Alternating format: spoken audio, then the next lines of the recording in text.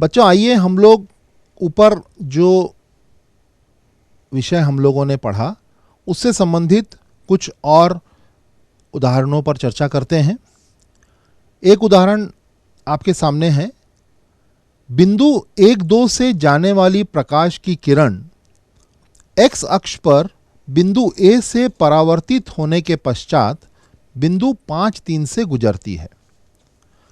बिंदु A के निर्देशांक ज्ञात कीजिए।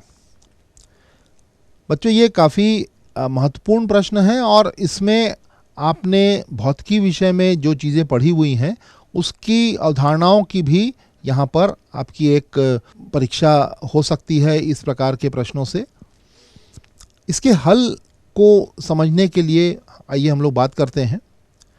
आप चित्र में देख रहे हैं कि आपतित किरण बिंदु A पर x अक्ष से टकरा रही है। बिंदु A के निर्देशांक x0 के रूप में दर्शाए गए हैं। अब आपतित किरण जो है वो टकराने के बाद बिंदु 5-3 से परावर्तित किरण के रूप में जा रही है और आप ये जानते हैं कि आपतित किरण और परावर्तित किरण लंब से समान कोण बनाती हैं। इसका अर्थ ये हुआ कि x अक्ष के दोनों ही दिशाओं से आपतित किरण और परावर्तित किरण जो कोण बना रही हैं वो भी आपस में बराबर होंगे, जिन्हें थीटा से दर्शाया गया है। अब आपतित किरण की प्रवणता tan पाई माइनस थीटा बराबर 2 minus 0 divided by 1 minus x के रूप में दिखाया गया है, जो कि माइनस टेन थीटा के बराबर है और टेन थीटा का मान 2 डिवाइडेड बाई 1 माइनस एक्स की ऋणात्मक वैल्यू समीकरण 1 के रूप में दिखाई गई है। परावर्तित किरण की प्रवणता की अगर हम बात करें तो टेन थीटा का मान 3 डिवाइडेड बाई 5 माइनस एक्स के रूप में समीकरण 2 से दर्शाया गया है। अब समीकरण 1 और समीकरण 2 दोनों ही टेन थीटा के मान को दर्शा रहे हैं, अर्थात दोनों के जो लेफ्ट हैंड साइड हैं और राइट हैंड साइड आपस में बराबर होंगे। तो दोनों के राइट हैंड साइड को बराबर करने पर हम पाते हैं कि x का मान हमें 13/5 मिलता है। तो हम ये कह सकते हैं कि आपतित किरण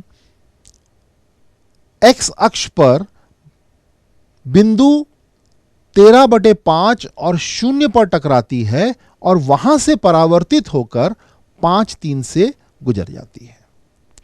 ये एक बहुत ही अच्छा प्रश्न है, इसे आप समझने का प्रयास करें और इस प्रकार के और भी प्रश्नों को आप हल करें।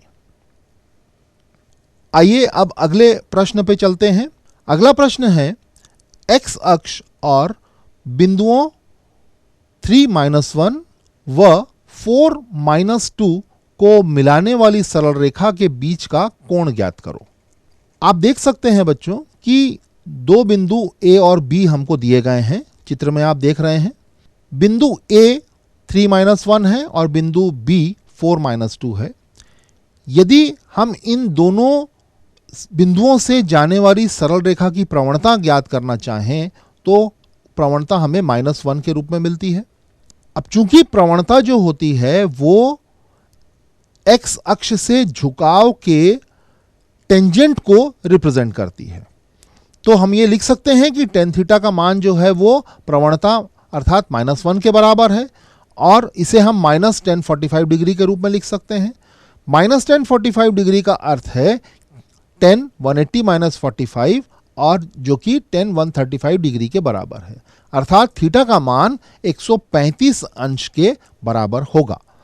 अब थीटा जो है ये x अक्ष के धनात्मक दिशा से बनाया गया कोण है, अर्थात x अक्ष और दिए गए दो बिंदुओं से जाने वाली सरल रेखा के बीच का कोण 135 अंश का होगा।